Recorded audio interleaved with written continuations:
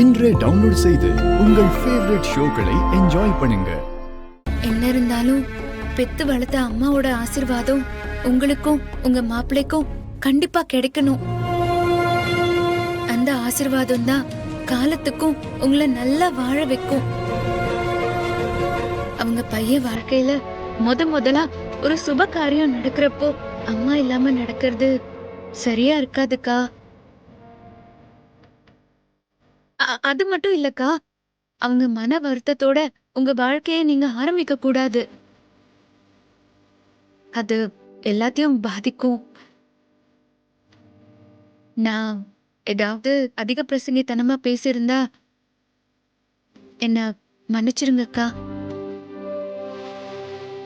என் மனசுல பட்டதை நான் சொன்னேன், அவ்வளவுதான்க்கா. மகா, நீ மன்னிப்பு கேட்க வேண்டிய அவசியமே இல்லை. எனக்கு எல்லாமே புரியும். நீ சரியான விஷயத்த கரெக்டான டைம்ல தான் பண்ணியிருக்க. சரி, நீ திருவை கொஞ்சம் பார்த்துக்கோ. நடந்த பிரச்சனையில அவன் கொஞ்சம் டிஸ்டர்ப்டா இருப்பான். சரிக்கா, நான் பாத்துக்கிறேன். நீங்க ஒன்றும் கவலைப்படாதீங்க.